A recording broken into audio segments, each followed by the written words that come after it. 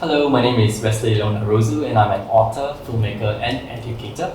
I'm also the author of The Punkawala and The Prostitute, my latest novel that is published by Epigram Books. The Punkawala and the Prostitute tells the story of a punkawala and a prostitute, and the story is set in 1800s Singapore. We follow the journey of Oseki, a karaoke-san, and also Gobin, an Indian convict labourer, and we follow how their stories intertwine and how they're trying to find a way to escape Singapore.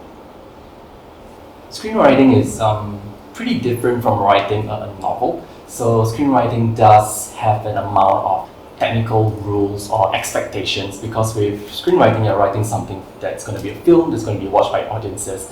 And as someone goes in the cinema for 2 hours, they have expectations. They have expectations of something that's going to happen in 15 minutes, something that's going to happen in 30 minutes, and all the way to the end where they feel satisfied. So screenwriting has a very, very strict format. For writing a novel, it's a little bit different, where the expectations are a little bit more fluid, a little bit more flexible. Watching a film, you have audio helping, you have your visuals helping you as well to make the audience feel a certain way.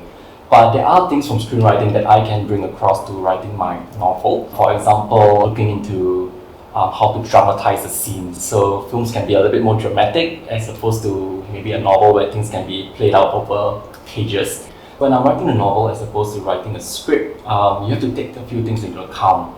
For example, you know that if it's a sad scene in a film, you might be able to do a close-up and have sad music play. So these are elements that are helping you, right?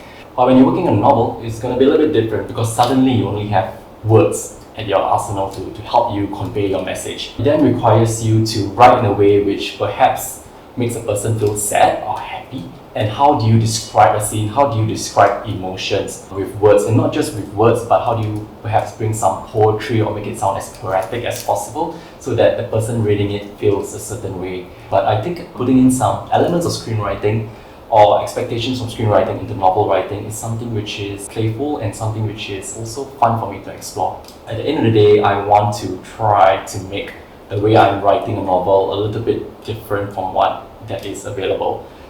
For me, I'm really interested in finding out the history about old items, so this can range from video games or old furniture, and finding out, okay, where did it come from? And from there, I became interested in Singapore history and finding out about the stories behind our places and the people who existed back in early Singapore history. And so this got me into reading in the library, reading about Singapore history, and that's where I came across two sets of people who I found very interesting. One were the Karayuki-sans, and they were Japanese prostitutes who were in Singapore around the 1870s all around to the early 1900s. And the others were the convict labourers who were also in Singapore when Singapore was a penal colony. As a Singaporean, I did not know that they existed in Singapore even, because in our history textbooks they were never really talked about, neither celebrated to any degree really. To research for my book, it was difficult, especially with information being so scarce. I had to go through different various forms of research. So I had, of course, the books from the library. I also researched into academic journals about people writing about the history. And then I had to go on to also looking into audio-visual material as well, which of course doesn't exist much because this is 1800s. Fortunately, I found this audio material of a karaoke-san who is in her 80s, and this is an interview with her, and they're interviewing her and asking, oh, how was it like back then? So this is one of the very rare accounts that we actually have. And for me, whatever material I can find, I just try to hold on to it as much as I can, because not many exist. This was the only material I had when I wrote the book of how Oseki, the character in my book, came to Singapore on a ship as well. In the audio material, the grandmother Karaoke-san said, oh, I went on the ship, it was really tough. When I was on the ship, I was pushed to be at the bottommost pit of the ship.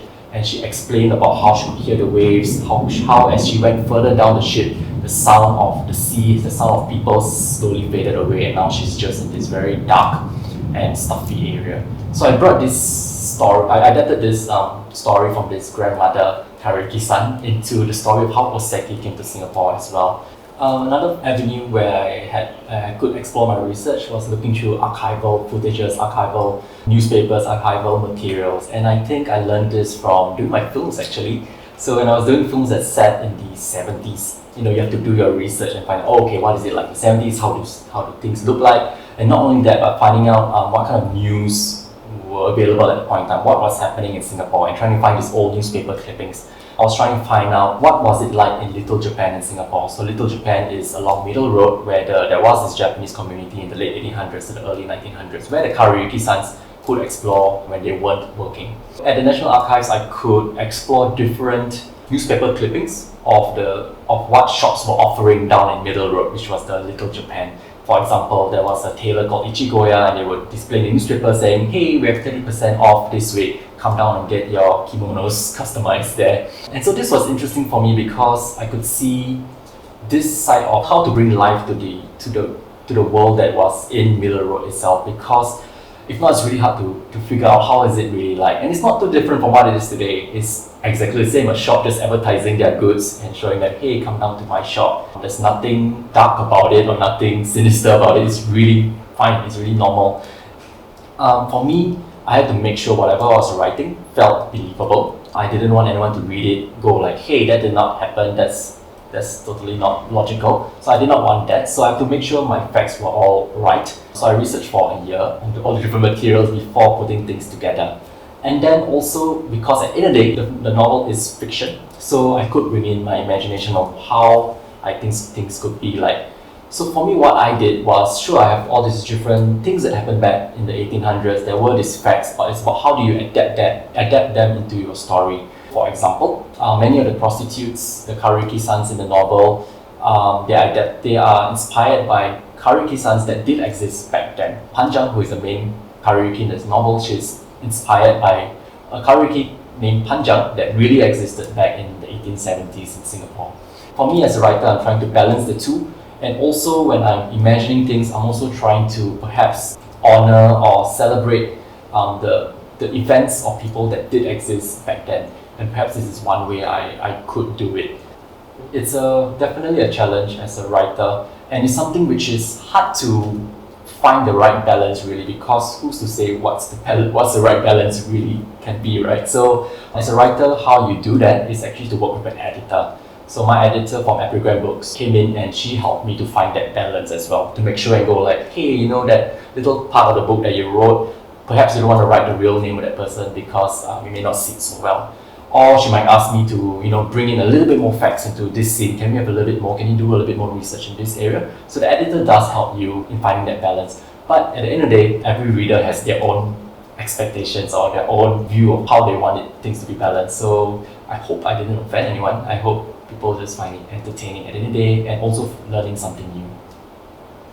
As you know, history is always written by the victors. And if we think about it, why would anyone bother to document the stories about the convict laborers back in the year 1850, for example, right? Neither did the convict laborers have access to document their stories. So these stories are missing, they're gone. And so it requires a bit of a blend of researching and finding out facts, at the same time also imagining what it could be like as well. This is also because there's not many stories about them to refer to, so sometimes I have to use my imagination to make those stories about Gobin, the convict laborer, and Seki, the Kariyuki-san.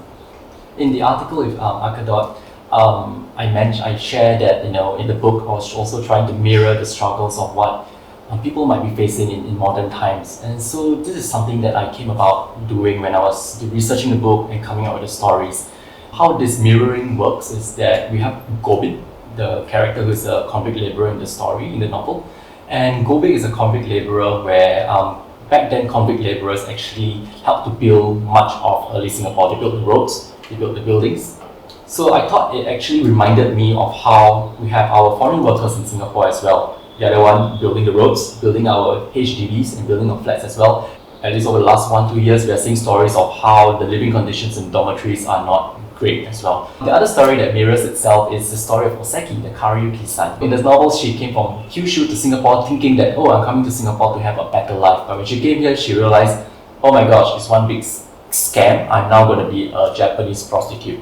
So it's also mirroring some amount of human trafficking that we are seeing today, and how people are tricked into going to places and realizing, oh my gosh, I'm trapped here and now I'm going to be a prostitute, and how I can't leave and how I must pay my debts. And there are people who are facing very similar things like that as well.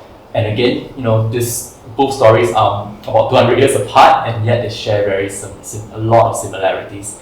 So these were things that I wanted to talk about in the stories because I felt they were very relevant to what is happening in the world today. And maybe we can look at it and go like, hey, you know what, I think we can do better, or maybe we can put more effort into finding ways to help these things from not happening again.